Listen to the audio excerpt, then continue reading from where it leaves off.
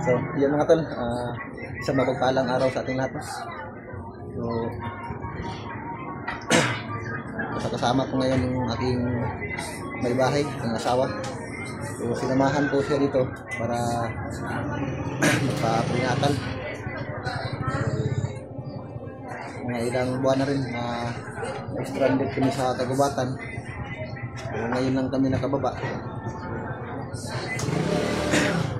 Salamat naman sa Panginoon at nakababa kami ligtas. So, ngayon mga tol ay update lang ako mga tol para may ma-i-upload naman ako. Nandito po yung asawa ko sa loob mga tol.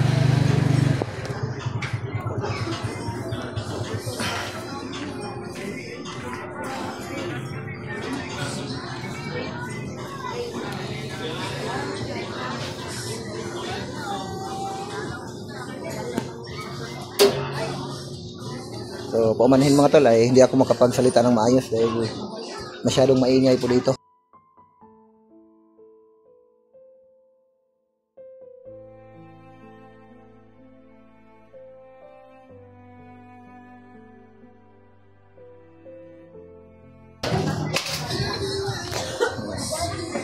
Hindi ko mahawakan ng maayos. Hindi ko nadala yung ulan ng sigo.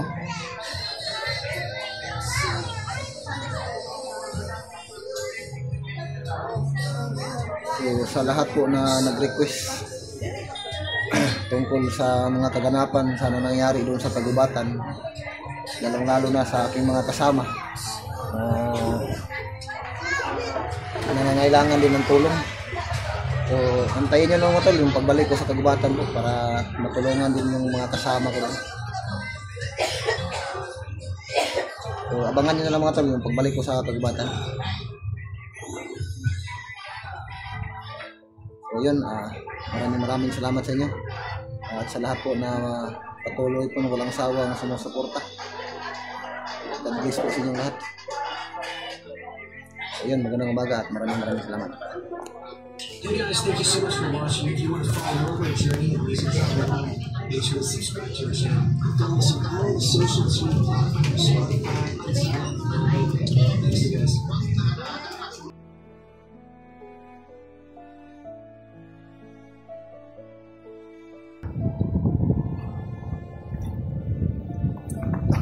Gumala kami ngayon. Kasama ko yung mag-ina ko, pati yung asawa ko. So, nandun sila sa loob ng bahay.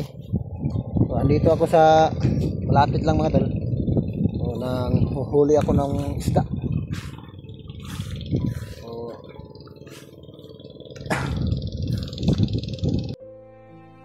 uwi lang po namin mga tol. Galing kami sa center, doon sa clinic, nagpa-check up sa aking asawa.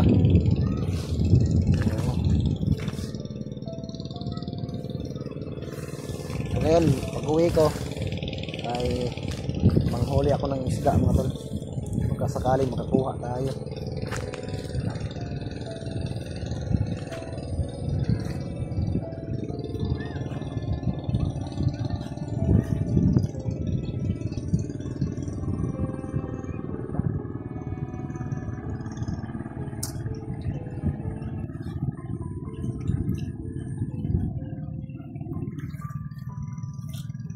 Grabe ang tirik ng araw.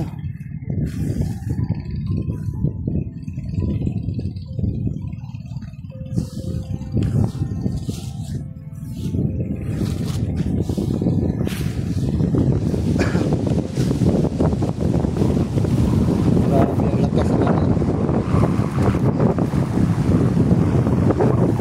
hangin.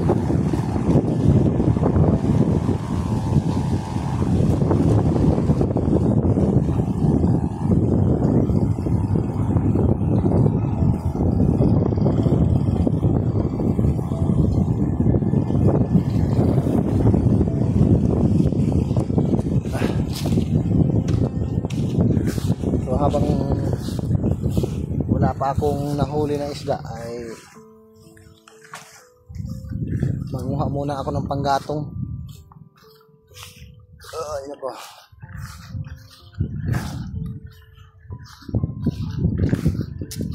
Grabe, ang sarap ng simoy ng hangin dito mga tol. Pero kaso lang yung daanan ay talagang maputik nga lang.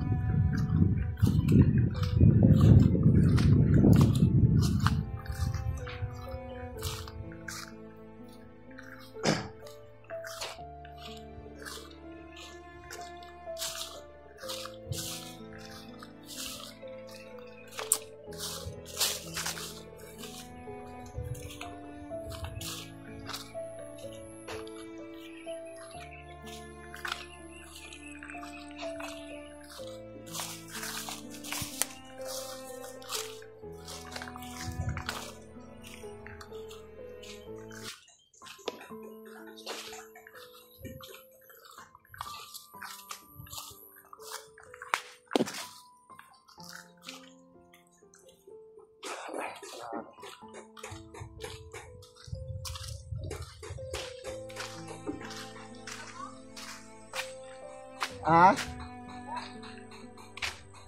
Wala na akong giyabaan dito.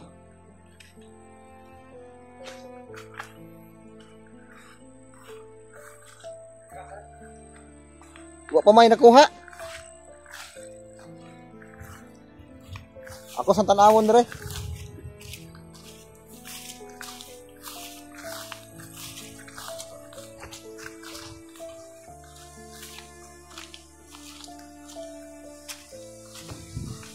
Yung daanan hotel.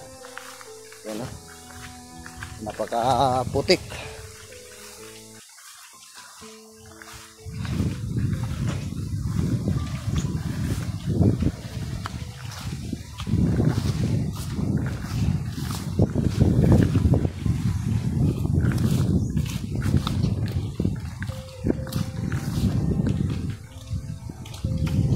Tingnan natin kung may huli na.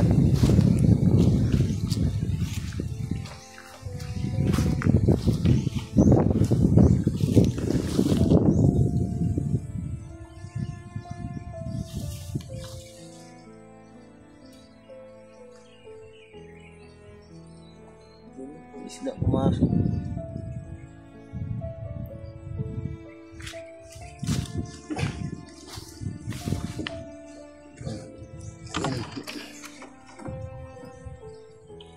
Hindi makuha.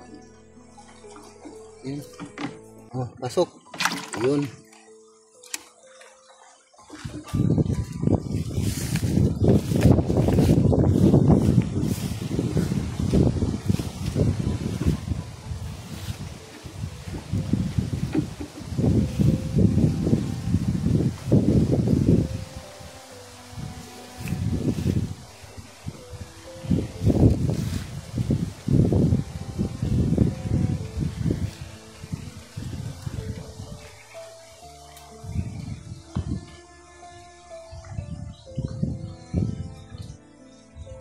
May mga isda dito sa ilalim.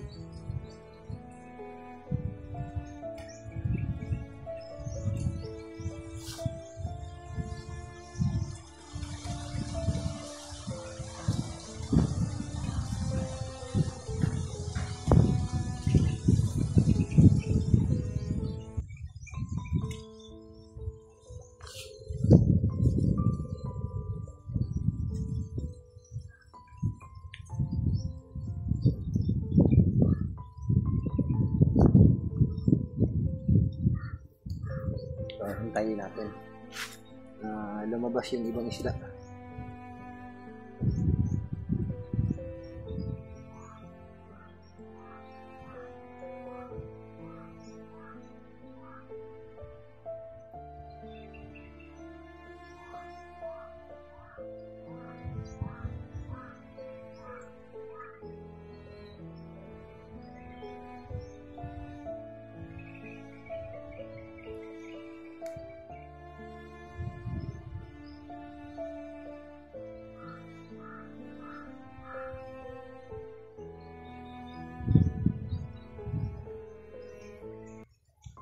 Ang ayaw nilang lumabas.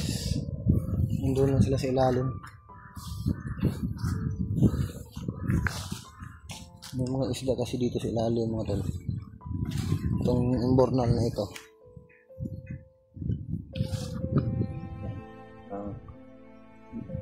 Nagbubbles na yung tubig ng meron ito sa loob.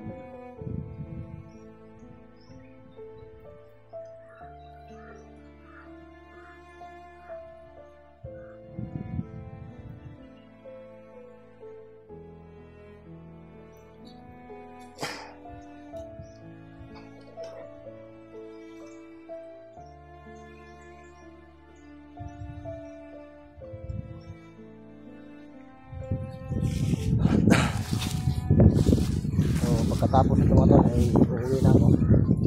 So, kailangan ko munang manguha ng panggatong.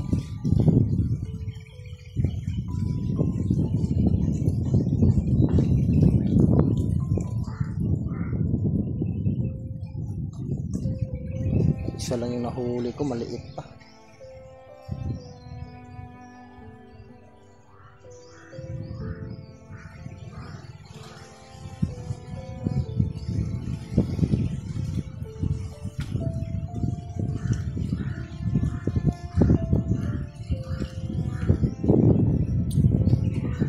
Balikan natin yung doon sa kabila.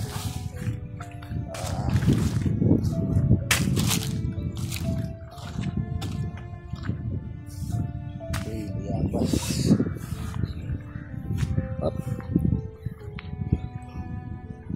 Nog.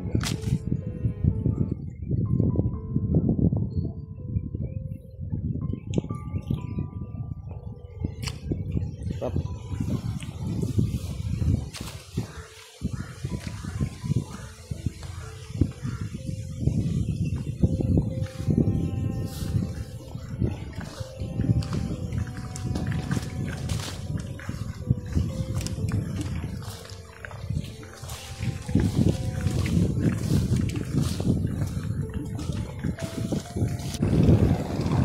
Tol.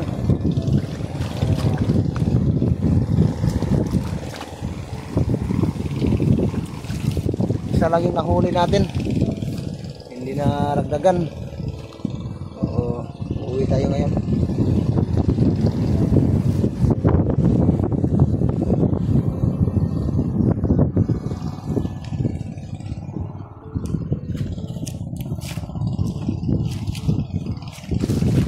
Sarap dito mag standby kasi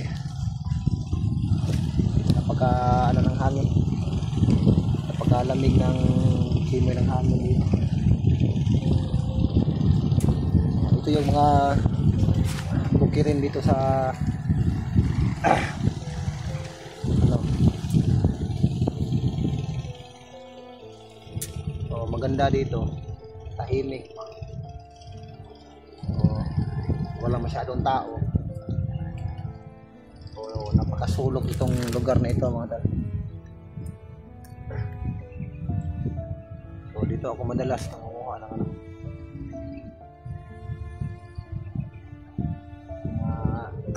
isda, ng huli ng isda.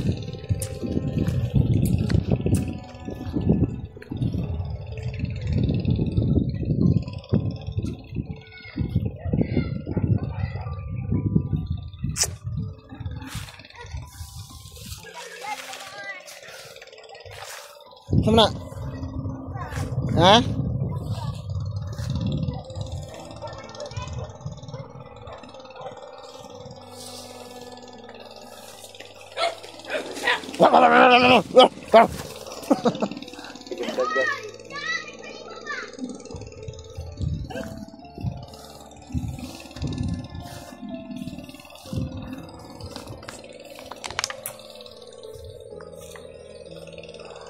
Na talagang nahuli.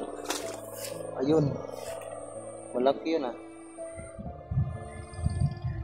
Klaseng isda yun.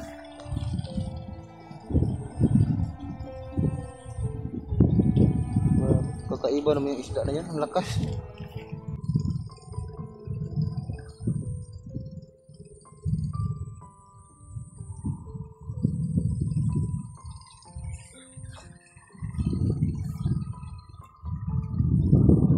Bilis.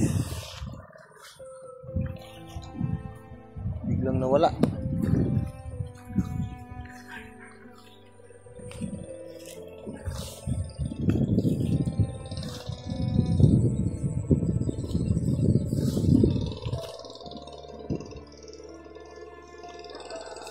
May mga ano kasi dito mga tol, inaabangan ko ba yung kasili. May malaking kasili kasi dito sa ilalim ng ano, ng bornal.